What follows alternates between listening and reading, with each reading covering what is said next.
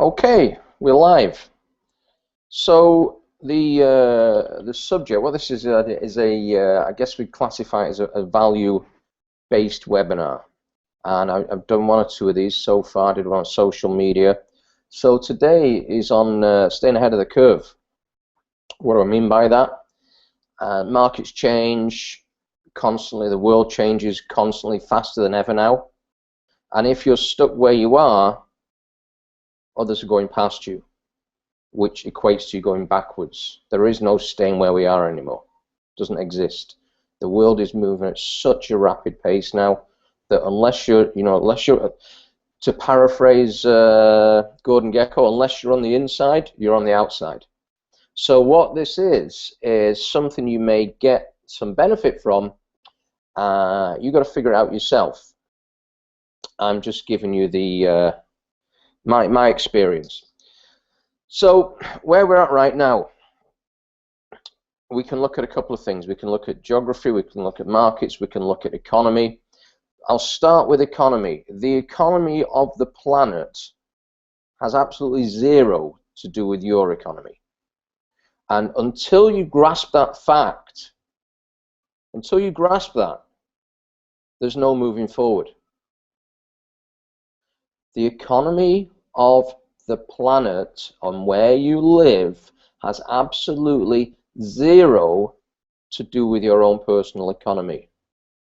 Your personal economy is controlled by your own feel, by your own mindset, and more than likely, in most cases, by the 5 people you spend the most time with, by the media. So if you watch the news or read the newspapers, that's going to affect your economy because you're going to start believing the BS. So the way to get out of that is stop watching that stuff. There's no good stuff on there. Good news doesn't sell newspapers. Look at the 5 people you spend the most time with. Now, that might be face-to-face, it might be over the phone, hey, it might be on social media, I don't know. And look at how conducive they are to growth. How can they help you? How can you help them? And in what areas can they help you grow? And if it's zero, you need to switch them. I don't mean cut them out of your life, but get them out of that inner circle. Your board of directors, your circle of 5. The 5 you spend the most time with, you are the average. So you keep raising your 5, and you'll keep raising your average. Simple stuff, this. So I'm referring to notes on these because of my timeline. There's a couple of great books that were eye-openers for me on this subject, but what I didn't realize is I was kind of already doing this stuff intuitively.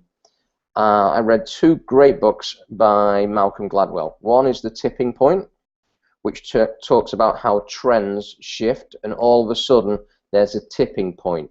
So these days, if it's a clothing brand and a certain celebrity, don't get me started on that one, a certain celebrity is seen wearing it, all of a sudden a trend starts. Then all of a sudden certain influential other people wear it, and then boom, you've got a tipping point. It takes care of itself.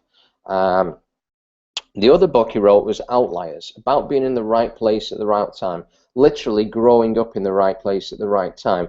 Talks about Bill Gates and the guys that grew up around there, Mike Dell and all these people just happened to be the same age, right place, right time, the right industry.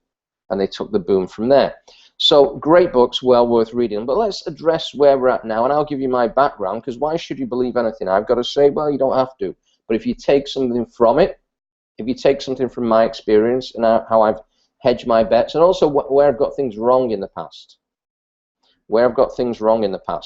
if you take something from that, and I'm utilizing my own notes here, so bear with me. There may be something a fit, something you can see for your own future. I've got news for you.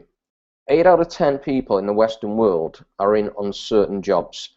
2 reasons. If they're corporations, what do corporations do in uncertain economies? They downsize. They get rid of the most expensive staff, because most of these corporations are public companies and they answer to their shareholders. So if they're overstaffed and their overheads are too high to get the stock back up, they need to reduce the overheads to increase the balance sheet. So guess who's gone? The guy that's been there generally the longest, that's earning the most money, and they'll replace you with someone that's just come out of school. But here's the shift. Technology and the world and the speed is changing so fast that even if you are, let's say, in the IT field and you're an expert at what you're doing, you're working while some 16-year-old is studying the next thing coming up while you're working on the job. And you might be studying after home and learning new stuff after home for 4, 5 hours a day. Hey, this kid's doing it for 18 hours a day. Guess what? If you stood where you are, someone faster is going to go past you. And I'm dealing with lots of people like this, that, especially in the IT world. I mean, it's not a world I understand anything about. However, I'm dealing with lots of people like this, and that's the feel I'm getting, is uncertainty about the future. That's the feedback I'm getting, uncertainty about the future.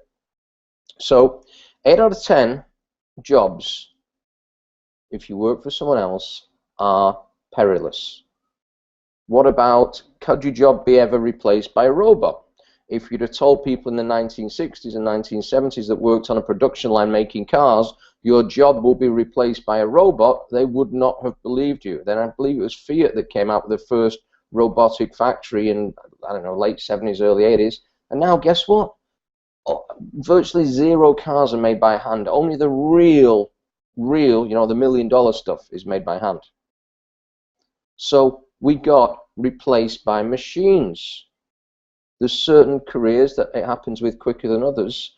And will every single career be replaced by a machine? I have no idea. Okay, I have no idea. You know what? There's certain things that need human interaction. So I doubt it. So what I want to talk about is where we're at right now. 8 out of 10 families are unsecure financially and unsecure in their career. So where do we go from there? The economy, as best as I can make out from feedback, is a little uncertain. And that's putting it mildly. I live in Manhattan, which is recession-proof. So I'm kind of isolated from the outside world. So all I get is feedback. I don't see it on the streets. There's not boarded up stores all over the place. There's not, you know, it's kind of recession-proof. So I'm in this little glass box, literally with people putting notes in the top saying, you have no idea how bad the economy is here. I'm about to lose my job in 6 weeks. And this is not just one country. This is pretty much the Western world in general. And you know, keeping well away from politics or economic policy or anything like that. It's because of the speed of the shift of technology. It's simply that. You know, if a factory can spend $1 million making a tool that replaces 20 guys, well, there you go. And this is what's going on. So I'm not here to bring doom and gloom to you. What I'm here to do is bring you some enlightenment. There's good news. More millionaires were created in the Great Depression of the late 1920s than any other time in history. Than any other time in history. And this goes back to the first thing I said. The economy out there has no bearing whatsoever on the economy in here. But until we change our circle of 5, if you're with people that are watching the news, reading newspapers, and feeding their minds with doom and gloom, it's going to happen to you too. And you're going to start believing the BS. And in reality, that's what it is. It's BS. There's always opportunities. There's always things to do. When the weather's bad, you can go and shovel snow. There's always something to do. When the weather's good, you can go wash cars. There's always something to do. So when we become self-accountable and accept that, we can move on. So what I want to talk about is, what do we do? Where do we go from here? What do we get involved with? If you're in a business, if you're in a job, a J-O-B, I've got news for you. You better have a plan B. You don't have to activate it straight away, but you better have one. Because I've got news for you. I don't know who you are, what your job is, but it could be totally defunct tomorrow. You become surplus tomorrow. You could well be. And I'm talking here to a screen. It's not interactive. I don't know how there's people watching it, but I don't know who's watching it. I don't know what they do. I can't see that. But I've got news for you. You could be defunct tomorrow. So if we look at what economist studies go, by what economist studies go, most people are 3 months away from bankruptcy if they lost their job tomorrow because they have mortgages and they have car payments, they have kids in school, living expenses, insurance. If you're in America, medical insurance, you lose that as well. So here's the reality. You better have a plan B, and it better be a good one. Now, if you've already activated your plan B and you're ticking along with it and building it gradually, you know, you might have bought a cab and someone's driving it for you. You might have invested in a pizza franchise and other people are working it for you. You might have bought some income property. So that's all fine, that's all well and good. However, will that sustain you if you lost your job tomorrow? So what we're going to look at here is what to get into and how to predict market forces. And I'll tell you my background of how this has worked for me. Excuse me. Every time I get on this, I get an itchy nose. I don't know what that is. Maybe it's some vibration from the screen. It's like a thing Bewitched years ago. I get an itchy nose and someone pops up. Another viewer.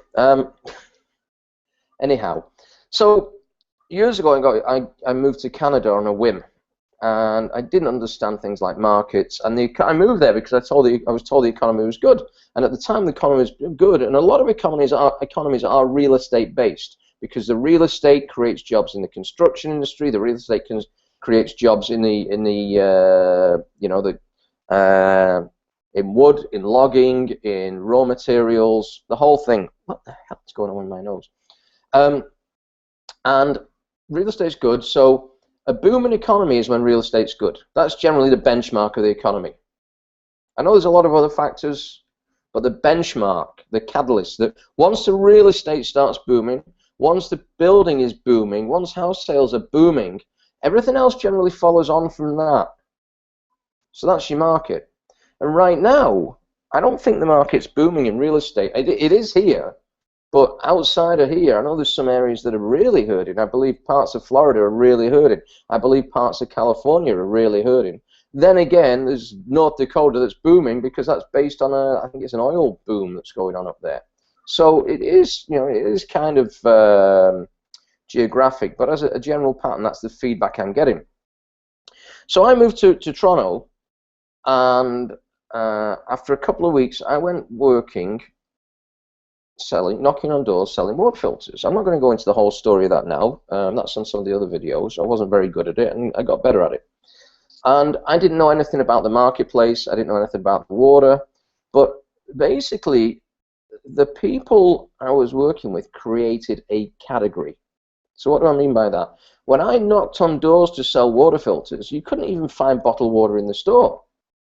Now it's commonplace. It's normal to drink water out of a bottle that you buy at the store. I'm going back here, getting on for 30 years ago.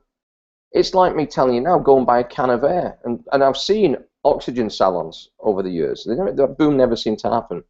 So why would I be in the water filter business when I didn't know? I grew up to be told, blah, blah, blah, blah, we got the best water in the world. Turns out it was totally wrong. There is no best water in the world if it's municipal water. It's generally always pumped through full of something.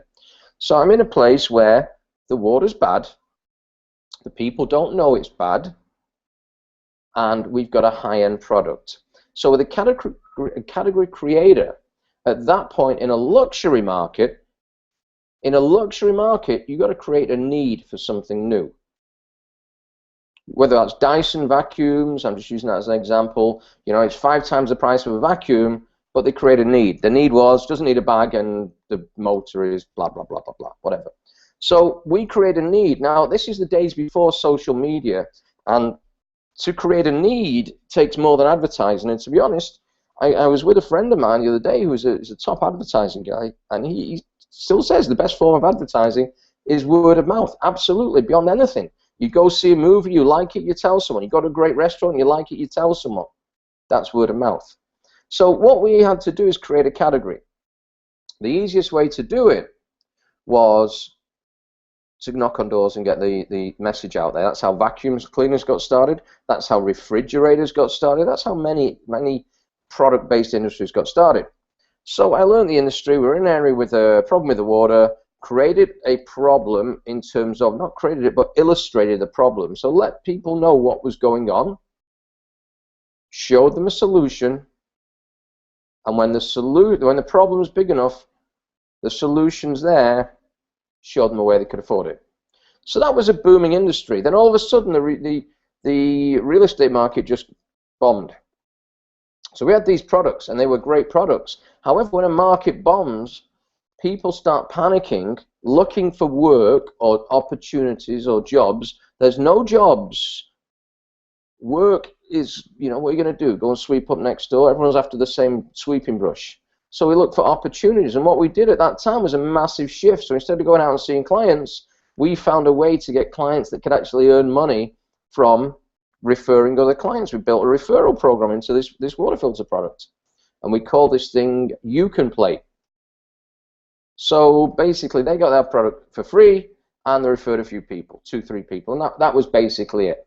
And it boomed, but it boomed to the degree where people started taking notice because we were creating a category, and all of a sudden, when you've got something and it absolutely booms back then, without social proof that's out there now, back then, it only takes one idiot to say, oh, this company's doing so well, they must be doing something wrong. So what happened is we had everything frozen for 3 months, we got investigated, we got a clean bill of health, absolutely. However, the momentum had stopped and the damage had done, and no one had had any work to do for 3 months. And we didn't know it was going to be 3 months. So when that happens, your workforce jumps elsewhere. And that's exactly what happened. So from there, and when that stuff started happening, I moved back to Europe. And I teamed up with someone. It was when the car phone industry was just starting. And I use the term car phone. Most of you won't know what a car phone is. Okay, the first mobile phones, you had to actually, what's the word I'm looking for now? Put in a car. I can't think of the word. Install in a car. So you'd install this phone. It was basically a handset with a wire. And you had to screw this into the dashboard or wherever it made holes in that. Then you have to pull the carpets out, run cables, feed it to the battery, blah, blah, blah, blah, blah, blah, blah. And they were about £1,000 to £2,000. So I was in the UK, which is, $2,000 to $3,000. And again, I'm going back now to, well, I want to say the mid to late 80s.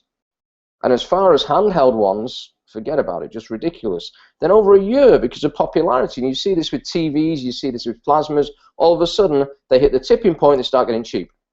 You see it with iPhones.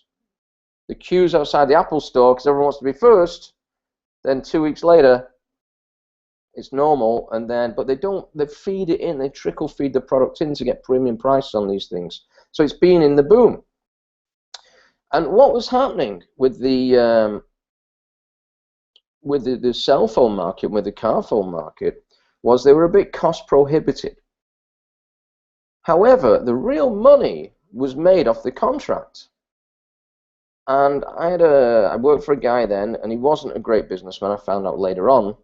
However, he had the rights for these contracts, these phone contracts.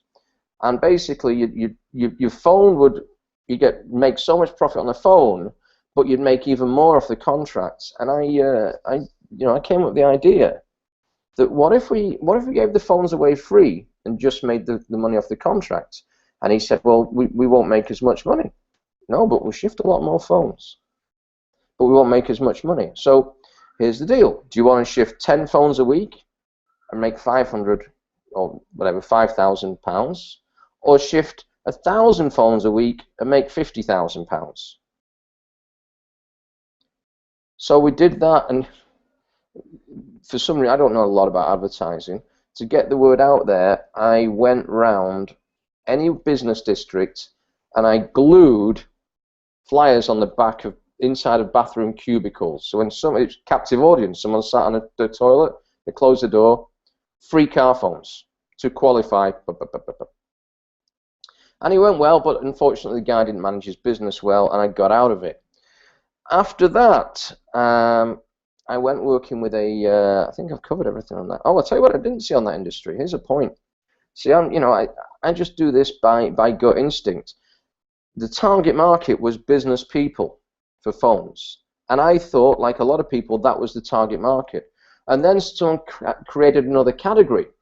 So I created a category of free car phones. Someone created a category of phones for women's safety. So is your wife out driving the car? Does she have a phone in the glove box in case something happens? So they based it on fear. And all of a sudden, boom, got a whole new category. Doubled up, more than doubled up. And then from there, the kids market started. And then the market started for smaller and smaller and smaller phones. Then the smartphone came out. So if you look at the generation, I missed out on all this. Smartphones, the first phone I ever saw with a camera was a Nokia. I was in the energy business at the time. I'm 15, 16 years ago, and I said to my business partner, John, why the hell would you have a camera on a phone? Guess whose phone has 5,000 pictures in it now? Okay, it's the norm. At one point, Nokia were the biggest camera manufacturer in the world. Here's something actually about the phone industry. So how people get caught out. Motorola was the first kind of proper handheld phone. I think it was like an 8500 or something. Nokia started bringing out different things. Oh, and then Motorola brought out a flip phone or a StarTAC. Then Nokia started bringing out phones that were easier to use and whatever else. And then from there, BlackBerry started to bring out smartphones with their tech. And then Apple brought out smartphones that anybody could use. And then we create a whole other industry with mobile apps and all the rest of the stuff, and games and whatnot, which is a huge industry. So yeah, I missed out on all that. However, where's it going next? I've no idea, okay? But what I know is I wouldn't get in the business now. In the words of Jimmy Goldsmith, Sir James Goldsmith, who, if you don't know who he is, he's portrayed as the English guy on the original Wall Street movie. His words, if you see a bandwagon, you're too late. If you see a bandwagon, you're too late. There's no way on earth I get in the mobile app business now. There's no way on earth I get in the smartphone business now, because people have set the categories. Those categories have been created. And I'm so far behind that, you can look at what's happened to BlackBerry.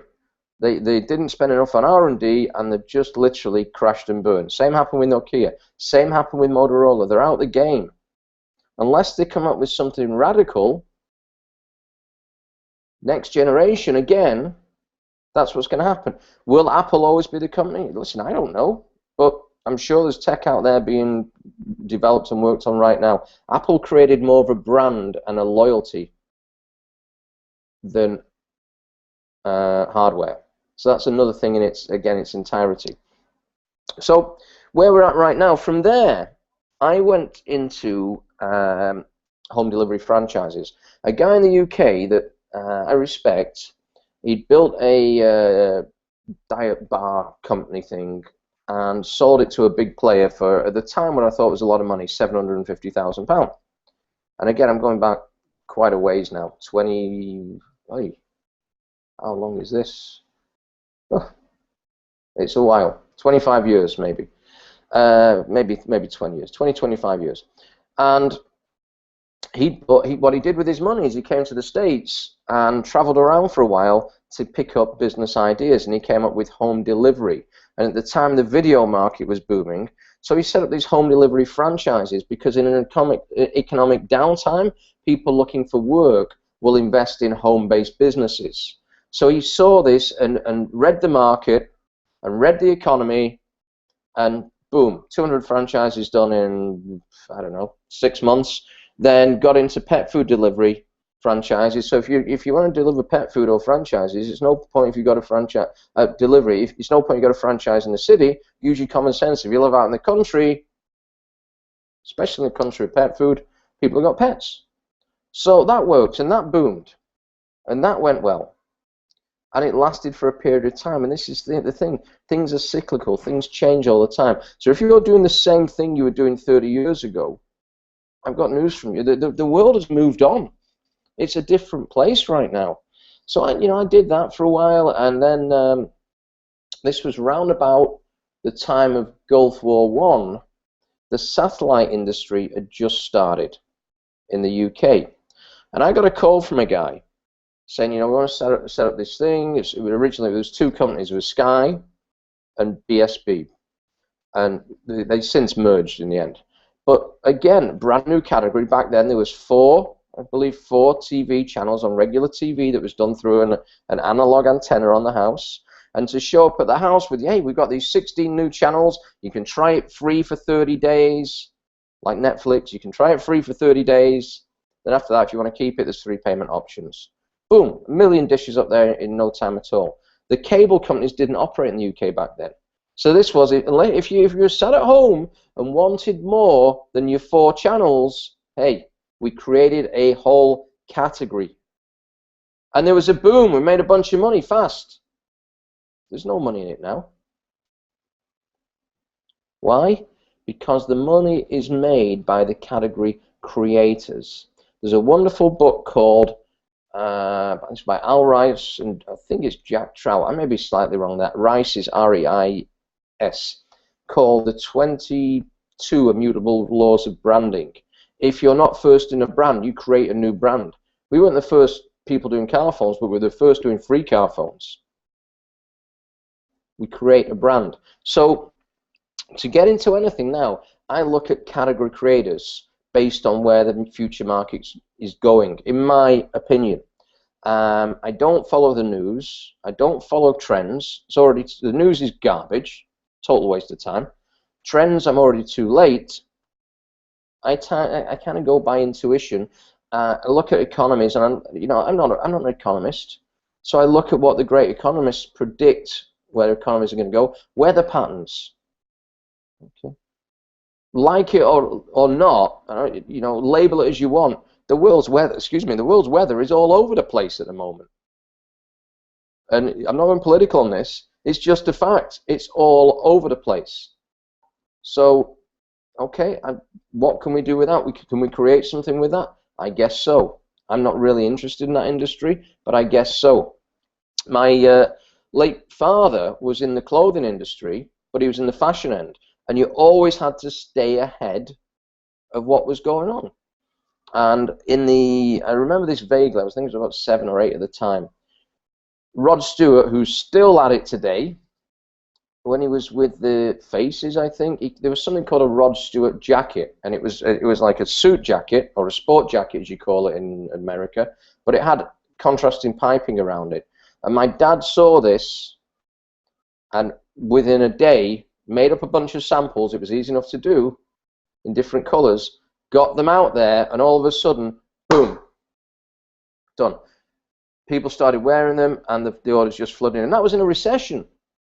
Funnily enough, I ran into Rod Stewart in New York a couple of years ago, and I was chatting with him. I said, my dad was the guy that sold 50,000 Rod Stewart jackets, so I want to thank you for that. And he said, oh, so he made a lot of money. I said, he did okay out of that. And he said, what did he invest his money in? And when I told him Elton John records, he didn't get the joke at all. But that's on the Bible. That's another story for another day. So from there, I'm doing the thing with the Sky. That's booming. Then also in the UK, the first smartphones. I've forgotten about this one. We did TV phones, so you could watch live streaming. And again, gave them away door to door. What was the company that makes them? LGs. They weren't great phones, but you go to a door and show someone the live football or something on the phone, and no deposit down if you pass the credit check. And So I did do a bit with the smartphone thing, but again, it was boom. And then all of a sudden, the commission started getting cut. Same with plasma TVs. The first ones are top price, and now they're not quite given away, but I bet you could get a plasma TV free with some other electronic products. So moving ahead, I called Canada at one point. Been back in the UK doing these things, these little quick fast booms, and trying to keep ahead of the market. And I called Canada, and I was told to get over there. There's we're on a mission. There's a long distance market, which I had no clue what it is, but what happened is, instead of Bell Canada charging you for your local and for, well, they don't charge for local, but for your long distance calls, the competition had opened up. And all of a sudden, boom. So there's 7 or 8 companies all going at it, and some are spending money on ads, and some have got call centers, and we built a fantastic business fast. But in reality, it was too fast. We subcontracted for a company. They were based in Chatham, Ontario, and they had about 5,000 clients. And we got involved with them. On the test run, we got 5,000 clients in a week or something, like some crazy figure like that. I was over there 2 or 3 weeks after we got the contract, maybe a month tops, something like that. And we were bringing in, I want to say 10, 20, 30,000 clients a week. But when we got the contract and asked them how much business can you handle, I never buy into this anymore. When someone says, as much as you can throw at me, I just back away from the deal straight away, because I'm dealing with someone that hasn't got a clue what they're dealing with. What happened is, we were getting the paperwork in, customers were making these cheap rate long distance calls, but we were doing it so fast, the billing department couldn't process as fast as we were bringing in new clients. So the bills weren't going out for months on end. And you know, we actually set up an inbound call center for people complaining they've not had the bill, and the official answer was, yeah, we told you it'd be cheap, just be patient, we'll get it to you. That was it. So consequently, I didn't see this coming. They were a publicly traded company. The stock was valued at, I think it was at a high of $6.70. At some point they ran out of cash, so they started paying us in stock, and then the stock collapsed from $6.70 to about 7 cents in a week or 2 weeks. So basically everything I had was worthless. However, we got in during the boom, and in the boom I went from zero, and I've told this story many times, sorry, $20 a week to $28,739 a week on the 8th week. So 8 weeks. First week was $20. I think the second one was $400. The third one was maybe $1,200 or something like that. But the 8th week, $28,739. Why? Because I got in a boom industry at a boom time. And when it collapsed, we didn't go looking for another long distance company. We looked at what are the 3 boom industries at that time. The economy wasn't great, that's why cheap rate long distance was good, and this was economy based. If you've got something that reduces people's overheads in a weak economy, you're in a boom business, irregardless of the economy. That has nothing to do with it. If you've got something that reduces overheads, for families especially, businesses as well, if you've got something that reduces overheads in uncertain economic times, you're in a boom business. Make no mistake at all. However, if you're trying to do it now with long distance, people know where to go. There's too many deals out there, and the market's already been created. You're not a category creator. From there, what do we do after that? Oh, yeah. So that basically collapsed. Looked at the 3 fastest growth industries at that time, which were what they used to call the information superhighway, which is what you're on now, the internet. People were aging at a rapid rate, so retirement communities and, do you call them old age homes? I don't know. That was a booming thing, and I think a lot of it was subsidized. And the other industry was home security. Why? Because in economies, when economies are poor, crime goes up. When economies are going up, crime goes down. The economy collapses, crime goes up. People are going to find the money somewhere. So home security, we looked at the information superhighway, the internet, which in its time was in its infancy. And even then, Bill Gates came up with some quote that's like it'll be the CB radio of the 90s. It won't last. Even he got caught out. So no one's genius on this stuff. I'm just giving you my experience, and you've got to feel this out for yourself. So we could have got a contract, I believe it was with AOL, to get clients for AOL in North America, whatever it was, which is a hugely ridiculous contract. When AOL went another way, I think they used to give free discs away to use the internet on the old dial-up thing. We could have had that, and I took my business partners out of it because I said, Bill Gates said this, it won't catch on, it's the wrong business. And, you know, I don't have all the answers. So maybe we'd have just, well, we would have hit that boom, but we looked at another boom, home security. Then sometimes you got to be analytical with this. There was already two big home security companies. There was Chubb, who were I believe the biggest in the world, but certainly the biggest in Canada. Another one was called ADT, I believe. And, you know, for us as a startup with zero, without a brand, and branding is as important as anything else. And this is where social media comes into things. You can build a brand on social media fairly quick, way quicker than spending millions on advertising. So, you know, the old age thing, the old people's thing, it wasn't our thing. We didn't know enough about it. So what I did, I went out there and test marketed, and I looked at why people don't have or didn't have alarm systems. Because they cost $1,000 or $2,000, and people think it's not going to happen to them. And then they install an alarm system after they've been burgled, or after next door that's been burgled, because we have this not in my backyard or not in my neighborhood, and this stuff doesn't happen to good people, and blah, blah, blah, blah, blah. I got news for you, it goes on, it's a reality. And we take safety and things like that for granted. Also at the time there was a big issue with, for want of a better word, youth gangs, the rise of that sort of stuff. In Toronto, there's a huge problem with home invasions, people having private card games in their basement, and well, not just when that's going on, but their homes getting robbed.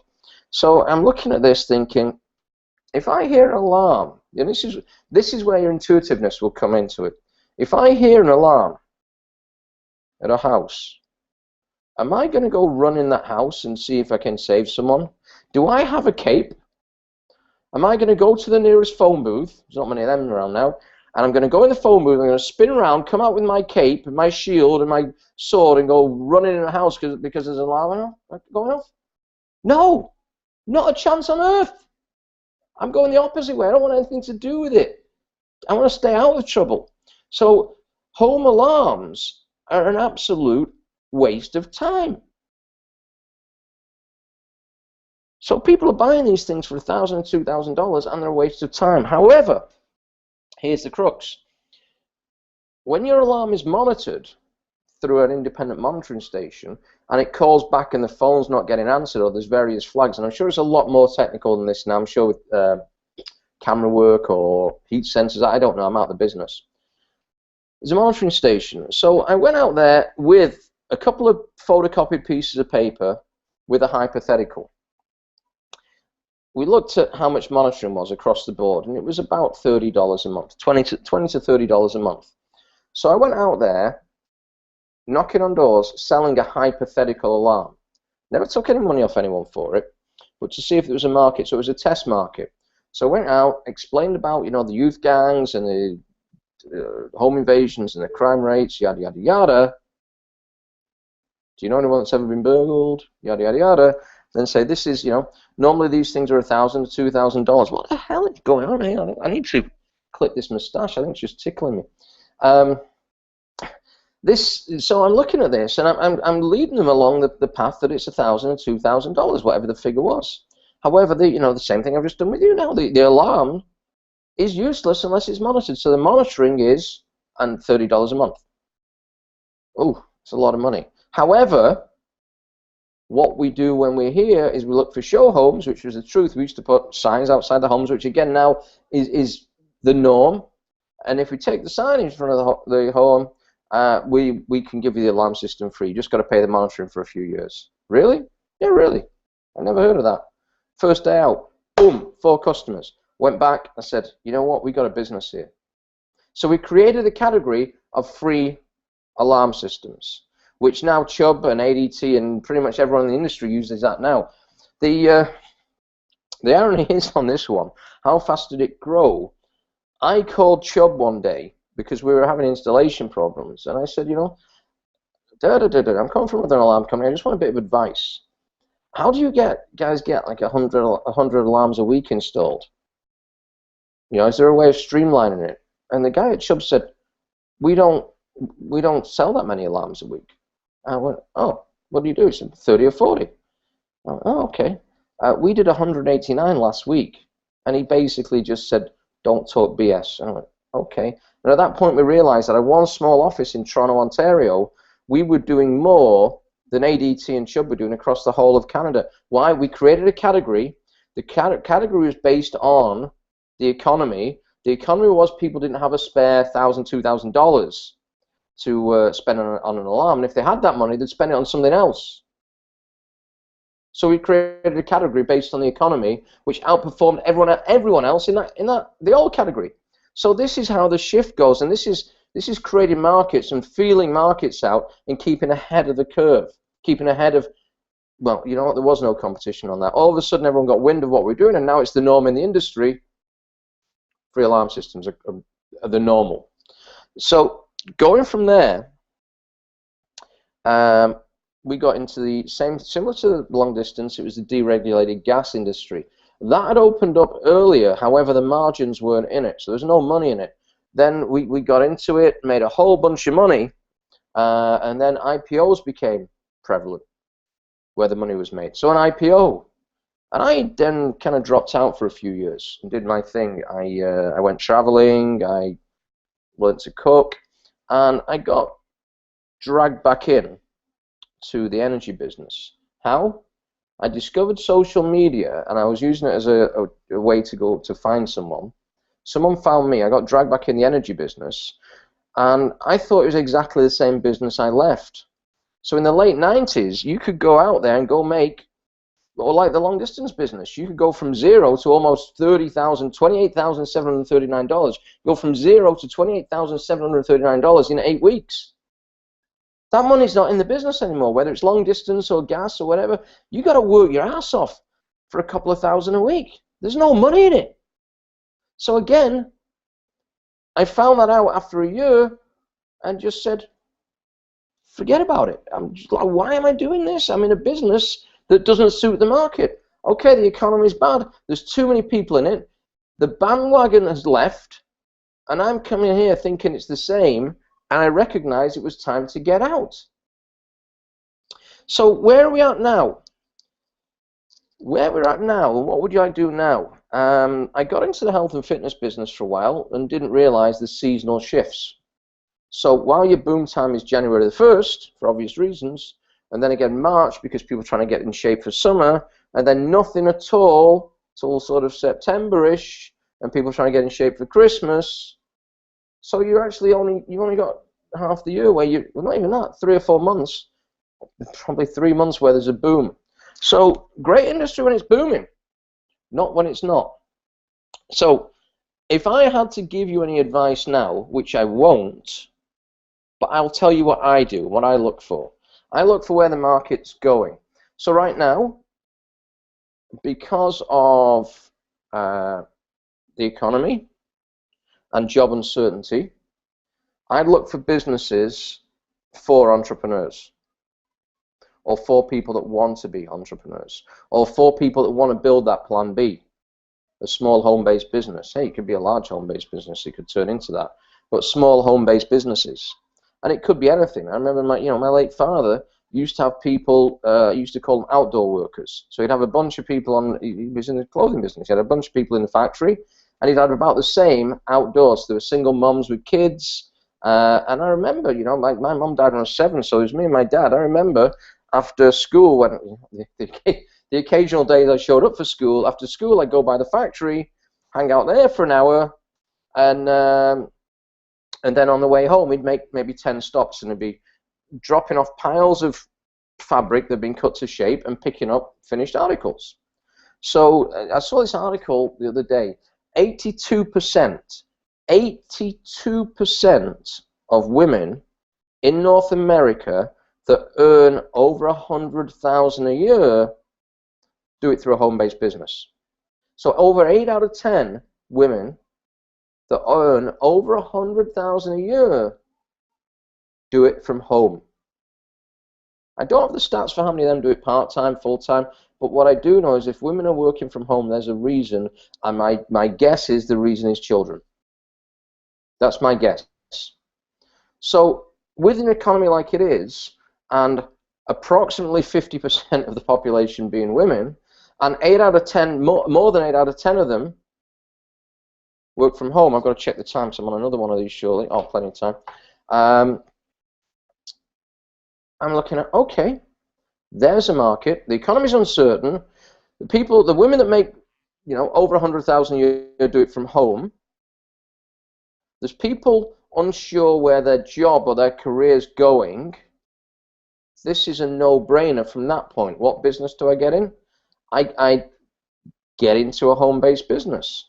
But I look now, for me to get into a home-based business, and there's so much out there, and I get offered so much stuff every day. I got to tell you, 90% of it is absolute garbage, and I won't go near it. Actually, it's probably more like 99% of it. Some of it's good, but people's approach is totally wrong, and it just puts me off altogether. So they're not trying to connect; they're trying to sell me their business. Okay, I'm sorry, I'm not in the business buying business. Okay, I work with people, not spam. So where it's at right now, you've got a population. A lot of it as well is baby boomer population. People around 40, 50 years old. They're 10 years from retirement. If they lose their job now or they get downsized now, that could affect, especially again in America, that could affect their medical. I know guys that work 3 jobs only because one of them, the security job on the building, has got medical with it. I mean, it's not right, but again, I'm staying away from the politics. So I look at that right now, is how, would I get in a business now? Yeah, I get in a business that creates based on economy. So the economy to me suggests people are worried about the future financially, more than ever. People are worried about their current career or job. The two things are similar. When those worlds collide, what options do they have? Well, if you're 50 years old, you're going to struggle to get a job. My dad sold his business when he was, I want to say about 60 years old, and he potted around the garage for a while, and I think he went to get back in the industry and manage someone else's factory. He lasted 3 hours and walked out. He basically said, I can't work for people again, they're idiots. What the hell's going on with my nose here? I've got to get the clippers out, that's what's going on. So that's what I'd look at now. If I was you, and I'm not giving advice here, if I was you, I would carefully look at home-based businesses and build a plan B. And I'd do it today. Because I don't know where you're working, what you're doing, and what your job is going to say to you tomorrow. I would do it today. You're granted, you know what, if you're losing your job, they probably won't do it tomorrow. But I've seen it happen. It happened with Crumb's cupcake business. No notice, done, gone, finished. I've had that happen to me. And then you've got to wait for your money down the road to see if there's anything left. And I've seen, it's happened to me. So unless you've got a plan B, and forget golden parachutes, because those could go too. Unless you've got a plan B already in place, you really should get looking at something right now. So what else would I look at? Something that's pertinent to the market, which is economy-based. At the moment is career-based. Two worlds collide. Pertinent to the market. Home-based business, you can run on a part-time basis. Low overheads, low startup. What I wouldn't look at right now is, I don't know how much these franchises are. I think a Subway is about $100,000. I think a McDonald's starts about $250,000. And generally what you're doing is buying yourself a 60, 70, 80 hour a week job that pays you about 60, 70,000 a year. What's the point of that? It's insane. The risk to put out there with no guarantee whatsoever, to risk that sort of money is insanity. I don't look at any business now, anything, that cost me more than $1,000 to play. It's just not, there's so much opportunity out there in the hundreds. You don't need to take these huge risks and these things that take, gee, what's going on here? I broke my nose numerous times. I had an operation years ago. It's kind of itching on the inside. I got one of those. And, it's just insane. These people, they take, right, I was trying to deal with XYZ food franchise, then we've got to find a location, and then we've got to do a fit out, and then you've got to do training, and then and before you know it's 12 months before you open the doors. In 12 months I've built a business and sold a business. I'm looking on to the next one. Or 2 years, The market's changed. So I'd look at that. I'd also look at if I was going to get into a home-based business now, I wouldn't do it with luxury goods. I wouldn't do it with product-based. Why? There's some great products out there, whether it's supplements. I get offered a lot of the skincare type products. I don't have to try to tell me something. Maybe I don't look 35 anymore, or whatever. You know, the products are great.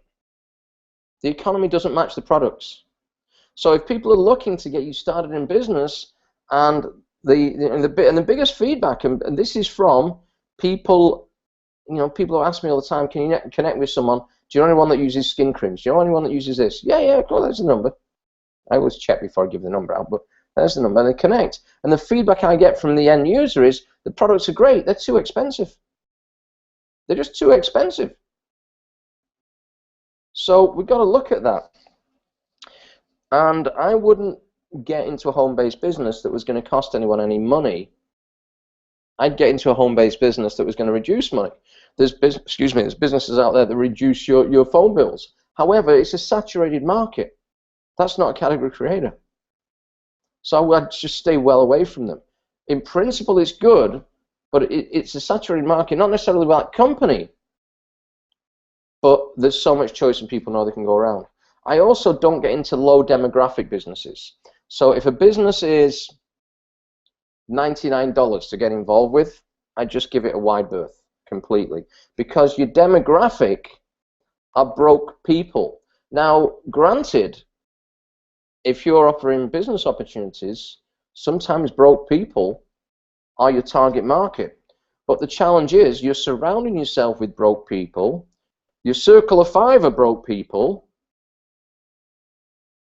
The attrition, because they can't afford it, because even when they're making money, they're not making money. They're dealing with broke people. I was talking with a guy last week, and he was telling me he'd helped 1,400 or 1,500 people get in business personally over 12 months, 18 months, which is just like off the scale. I've never heard of that before. But he also said he was making 5 figures a month. So I asked him, what are you doing? Have you helped 1,500 people in business, or are you earning 5 figures a month? He said both. I said, well, it doesn't add up. And I did the figures in my own business, and this guy's pulling maybe 15,000 a month, which you might think is good, but not on those figures. Not on those figures at all. So that's 180,000 a year. And I ran the figures through my own business, and it was something like 4.5 million a year. It was something ridiculous, but those are just 1,500 people. I mean, it's just nuts. Okay, it's nuts. But 1,500 low demographic people, and that's the challenge you've got. If you aim at low demographic, your percentage of people that are broke and can't afford it is way higher, and even the ones that can, there's no money to be made in it. You just do the basic economics. So there's a middle ground. There is, can people afford startups that are 1,500, 2,000, 5,000, 10,000, 20,000? Yeah, but the higher you go up, the smaller that demographic goes. There's a happy medium. And that's where I like to skirt my market. So there's that. Also, the last business I was in was restricted to 2 countries. Even though I had clients that wanted to get in business and wanted to buy products all over the world, it was restricted to 2 countries. So I made that mistake. I'm not doing that again. So now I would only look at global business. Why? I utilize social media. 100% of my business is inbound from social media. And I don't go on social media and sell business. It's people inquiring, what is it you do? We can't figure out. What is it you do? You seem to live in coffee shops, restaurants, Central Park, Soho, You seem to live in one of the world's most expensive cities, get up when you want, do what you want, never appear to do any work at all, and you're always happy. Okay? And why? Because all I'm doing is I'm guessing the market. The market's unstable, people's jobs are unstable, I'm positioning myself ahead of the curve. So at some point, what I'm doing is going to hit the tipping point. At some point, what I'm doing is going to be a global brand. And when that happens, the tipping point, everyone else gets involved. I mean, even right now, we're with Hollywood people, ex-NFL footballers, you know, you name it, lawyers and doctors, and so you know, people are getting this. Okay, it doesn't matter what I do, but people are getting it. So to utilize the global brand, I'm not flying around the world. I'm in the city. I don't even go to Queens. However, I do have social media. So for me to go see 10, 20, 30 people a day is insane. That's work. For me to get 10, 20, 30 people a day to come and see me, it's not going to happen based on where I live. There's too many other distractions. You know, I'm reasonably intelligent enough to say, even if I was sat here giving out free food and beer and I invited 30 people, there'd probably be 2 show up. Why? You can get free food and beer or cheap beer anywhere. Like there's 100 different parties going on within 2 blocks. So for me, that doesn't make sense. However, what I do know is some of the people I work with are very smart. So if you're a stay-at-home mum, they organize coffee mornings for other stay-at-home mums.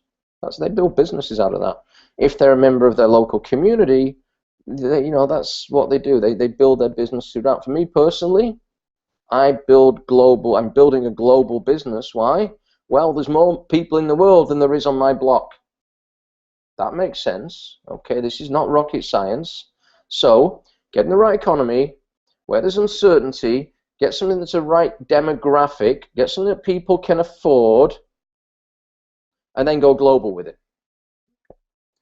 So, there's businesses out there like that. I'm not on here promoting my business, so I'm not even going to name it.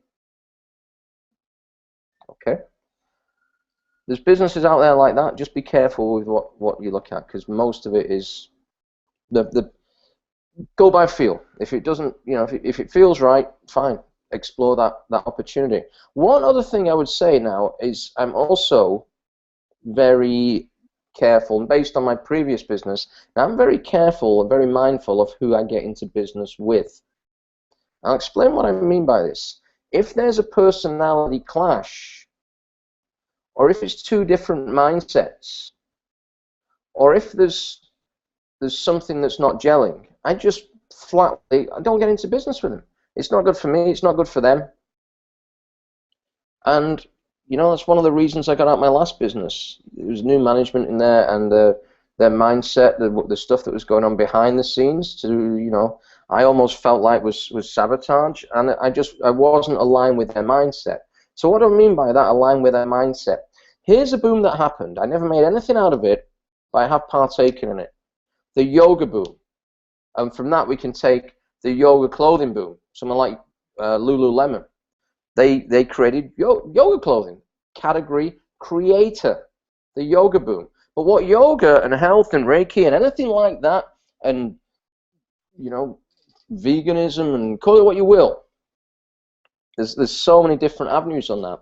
What that's been is a catalyst for awakening of a global higher consciousness shift.